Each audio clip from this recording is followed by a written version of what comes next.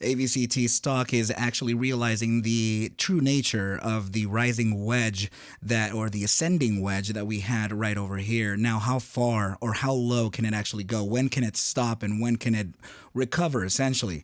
Well, let's go ahead and find out in this video. What is up, you guys? Thank you so much for stopping by once again. This is ARCa coming at you with an AVCT price action, statistics, and technicals thread of analysis. Before we get started, please make sure to subscribe to the channel, like the video, share the video with a friend so that you and them could consider joining our trading community, ARCa, in Discord. With that said, let's go ahead and dive right into the charts. Okay, you guys, so I am feeling a little bit better. I certainly hope that my voice can last all the way through this video, so please bear with me if it does go away, but the good thing is that we're back in action. Okay, so yes, we've been looking at this ascending wedge for quite some time now, and in fact, we first started it with a possible ascending triangle, which did have a bullish outlook.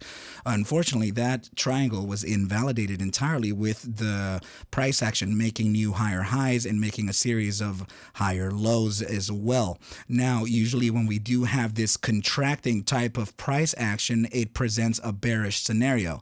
In order for us to gain a price objective for this particular formation, we actually can take a trend line from the top of the triangle to the lowest point of the triangle, which could be right about down here, and we can apply it to that point of breakout, which is right at this candle right over here.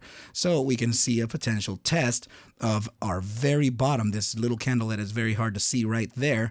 We can see a test of 73.45 when this formation is fully realized to its price objective. Now, judging by raw price action here, just by some technicals, there is a potential to where we can see some upside right away in the immediate short-term time frame.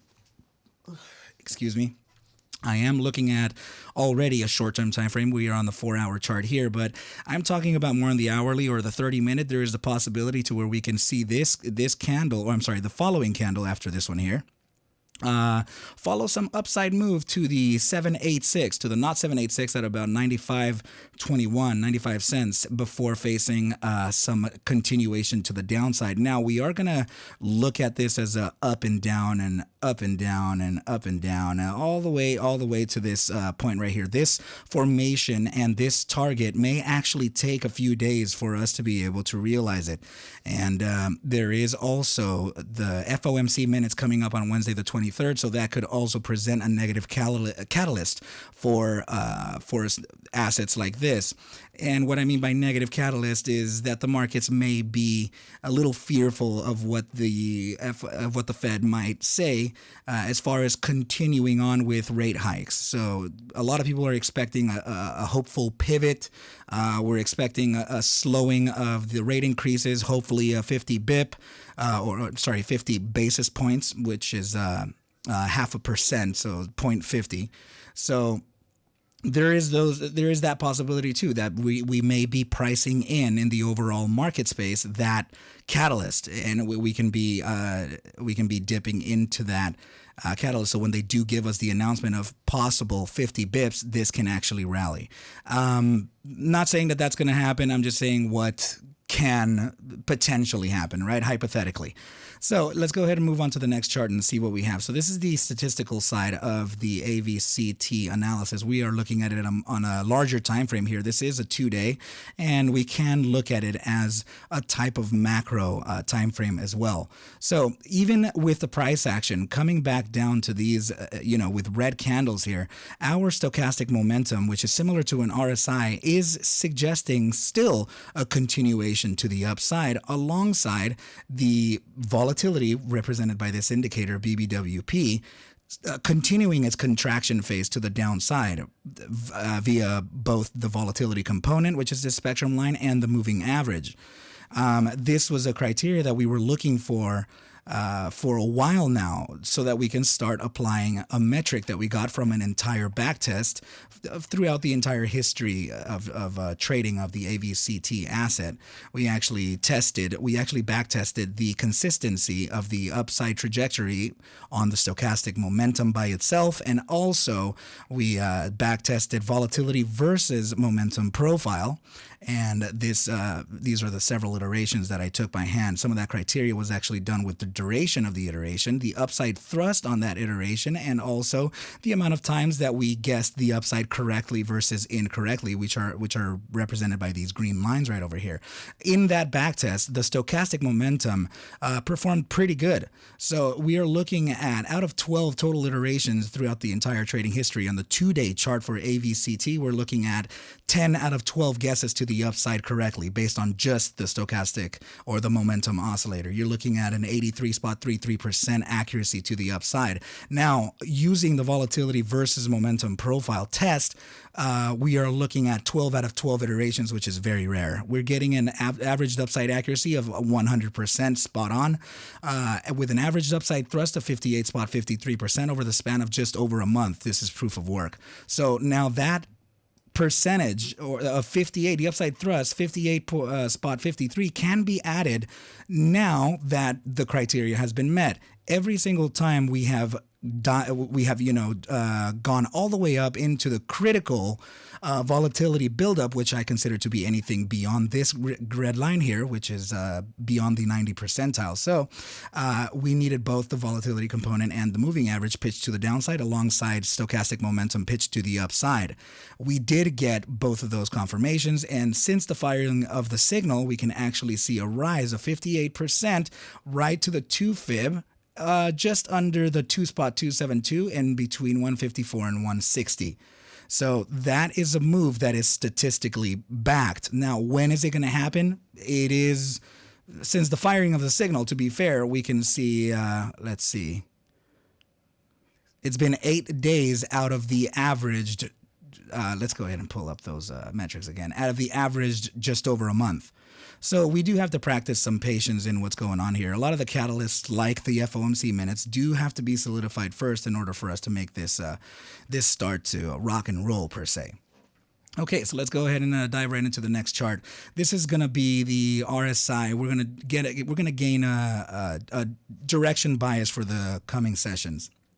I made a drawing here for you guys. For particularly the new viewers that don't understand or haven't seen my RSI profile. So this is the entire RSI right here, and you can see it blown up right over here, so you can see the zones that I'm going to be speaking about. Okay. So 30-minute immediate short-term time frame is suggesting a continuation to the downside. The negative part of this is the fact that we are well within the deep areas of the bear weakness percentile. When we're in these weak or deep areas, we can actually be gravitated right into the next zone. In this case, it would be the bear strength percentile. So this is presenting a high likelihood in the immediate short-term time frame of doing such a move. Now, the bi-hourly is also suggesting a downside continuation. Now, within this within the present state, we can actually see that we're in the shallow areas of the bear weakness percentile, which means that we can actually be gravitated into bull weakness. And this moving average is serving as, it could actually serve as a resistance point, which can then present some sideways trading, which is very much in accordance with the indecision and the uncertainties of what the FOMC is going to bring on Wednesday. Now let's look at the 6-hour time frame. The 6-hour time frame is suggesting a continuation to the upside. So we're looking at potential immediate short-term time frame downside, possibly to the mid-session in the morning or in the early pre-market, followed by upside in the mid-session to late session. So it's hard to say exactly the time, but it is giving us that type of suggestion here. We are starting to move away from the deep areas of the bear weakness percentile, which is good. The further we approach to the shallow areas of the bear weakness percentile, the better it is for us to reach this bull weakness. Now, let's go into the daily chart. The daily chart is suggesting a downside. Now, we are getting a hint from the moving average as a possible corrective move. We are well within the shallow areas of bear strength, which means that we can be gravitated right into bear weakness once again. So, and I imagine that the 2-day may actually be a downside. Okay, yeah, so the 2-day is well within the grips of the bear strength percentile, but there is no bias in direction other than the fact that we are well within the bear strength percentile. Now, I'm not a financial advisor. Please take whatever I do show and iterate within these videos as a form of entertainment. I need you to do your own DD and we'll be okay. I wouldn't suggest any type of entry. In fact, in these types of situations, sometimes it's better to stay cash so that we can wait for the easier trade, which would be after Wednesday. Of course, to each their own. I respect everybody's strategy, everybody's opinion. So, but that's just personally what I would do, right? So now I think this is a pretty good place for me to leave off the video. Actually, one more thing. So I want to be able to verify this one more time with you guys. This is an indicator in partnership with myself and Crypstex Trading. We actually have created several indicators in order for us to gain a deeper edge in the short-term trading style. So we're looking at immediate short-term, like scalp style, day trade style, and momentum style type trades. So we are printing a short signal here right above, and we haven't recovered with a long signal. So you can actually see these as a sort of short and long position or buy and sell type of scenario here. So I can get rid of trend line, which is another one from Crypstex. And you can see here that we have a long signal, it went up. We have a short signal, it went down. We have a long up, short down, and we still haven't recovered by printing a long signal. We are getting a long signal in the ARC Enhanced MACD, however, which is another indicator that can be included and can be available to you. If you DM me, we can talk the details about how that is possible. So this is supporting our immediate short-term downside followed by some upside. So yeah, I just wanted to be able to show you guys just how some of these indicators work. They've been proving pretty accurate for me. I can actually just close out Armor and I can show you trend line as well. Trend line is a very particular indicator as well that actually assists you in understanding where possible formations can be coming in.